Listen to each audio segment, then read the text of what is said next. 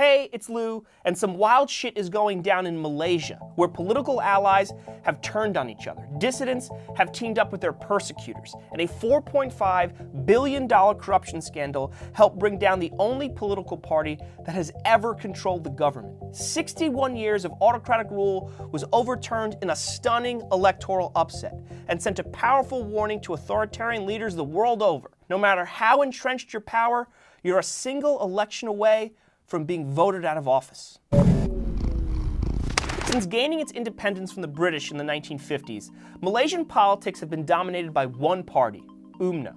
UMNO was able to gain the loyalty of the country's largest constituency, that's ethnic Malays, by giving them advantages over Chinese immigrants who represent a sizable chunk of the population. Under UMNO rule, Malays benefited from affirmative action, housing discounts, and job quotas, among many other things.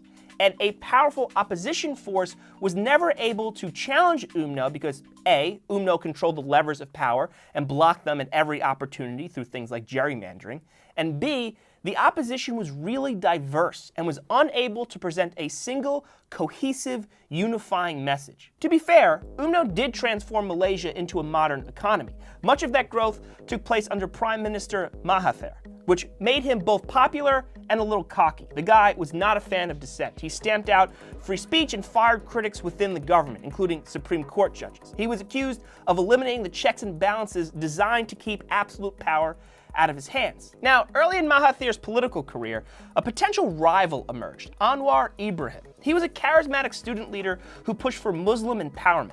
Sensing a threat, Mahathir actually welcomed Anwar into the UMNO fold. In fact, Anwar eventually became Mahathir's deputy prime minister.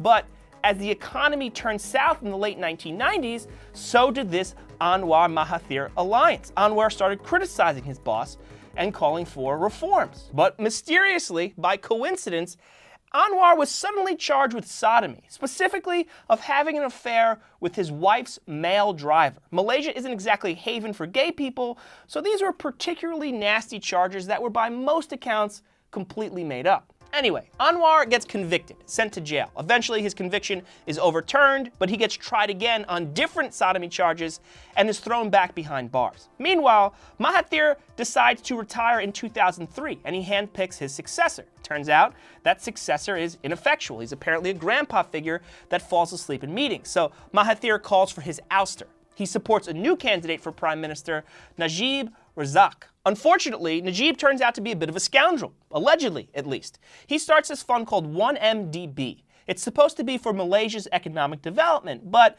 it winds up being used to finance films like The Wolf of Wall Street and Dumb and Dumber 2.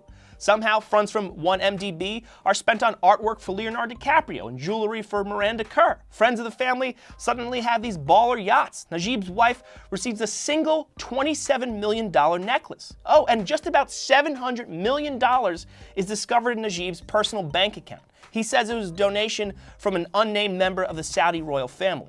Quite a donation. All of this looks terrible and draws the attention of international investigators in Switzerland, Dubai, Singapore, and the US. US Attorney General Jeff Sessions calls a 1MDB scandal, which involves $4.5 billion in misappropriated funds, kleptocracy at its worst. Back home in Malaysia, Najib fires his Attorney General. The new one he appoints quickly clears him of any wrongdoing. But Malaysians aren't stupid. They're pissed off. An estimated 500,000 people took to the streets to call for the resignation of Najib over 1MDB. One cartoonist keeps referring to Najib as the man of steel. The cartoonist gets charged with sedition and faces up to 43 years in prison. So that's the type of guy Najib is. And his family makes no effort to hide their gaudy and almost definitely stolen wealth, even as the scandal becomes a national obsession. His wife's extravagance is legendary. This particularly pisses off your average Malaysian, because Najib recently levied a new tax on goods and services. Bridget Welsh, a Malaysian scholar at John Cabot University, told me the vast majority of Malaysians never had to pay any taxes at all. 40% of the country lives on just $1,000 a month. So now, for the first time ever, your average citizen is chipping into a government coffer that the Prime Minister is likely stealing from. Okay, so enough is enough. Najib and UMNO are losing support. But the problem is, the opposition is still disorganized. In fact, some opposition leaders are in jail, and there's still racial and religious tensions in the country that prevent Malay voters from abandoning UMNO. Who the hell is going to bring down Najib? Enter back into this shitstorm Mahathir. He's now 92 years old, and he says he's humiliated by the fact that Najib has corrupted UMNO. He feels guilty for initially supporting him. So he aligns himself with these fractured bits of opposition, many of whom despise him, but will hold their nose in order to defeat a common enemy. This is like George W. Bush running as a Democrat in 2020. But anyway, here's the kicker. Mahathir recognizes that he's old. He understands that he's an establishment figure at a time when the establishment is deeply unpopular. So he says, if I'm elected prime minister, I will hand over power to Anwar. Yes, that same Anwar who he put in jail for sodomy and who was beaten by Mahathir's police force. In a crazy about-face, Mahathir promises a pardon, and he even makes Anwar's wife his running mate. Imagine campaigning with the guy who put your husband in jail for sodomy. So this whole dynamic seemed suspicious to me. Mahathir, the former autocrat who jailed critics, who turned on former allies in the past, Malaysians should just trust him now? They actually think he'll hand over power? Isn't he responsible for this mess in the first place? Chinwat Wong, a Malaysian political scientist, understood my skepticism, but he offered a Zen one-liner. The man who tied the bell around the tiger's neck is the only one who can remove it. In other words, Mahathir, one of the chief architects of the UMNO machine, is best qualified to bring it down. Professor Welsh added, sometimes you live long enough to see your mistakes, so perhaps he's simply got a different perspective now.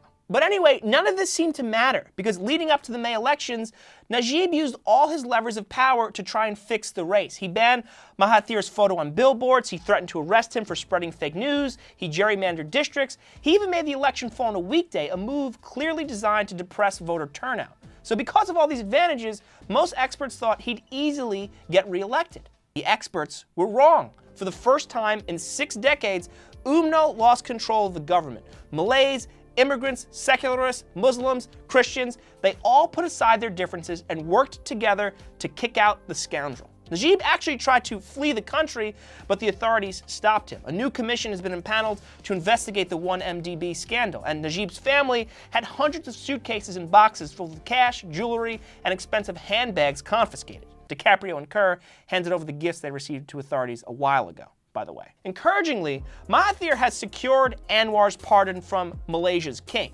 Long story, don't have time to get into it. And Anwar's finally out of jail. How does it feel to be out this time? Exhilarating. It's unclear when he'll take over, or if he'll take over.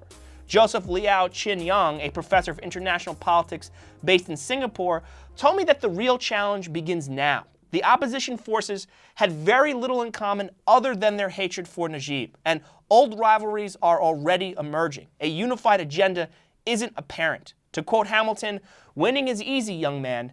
Governing is harder. Professor Welsh is more optimistic. Yes, questions remain. Yes, there should be healthy skepticism. But at the end of the day, Malaysians finally rejected their one-party system, a culture that tolerated corruption, that let ethnic and religious differences divide them, put those aside, rallied together, and said, we want change. And they made it happen peacefully. Perhaps it's a lesson to the rest of the world.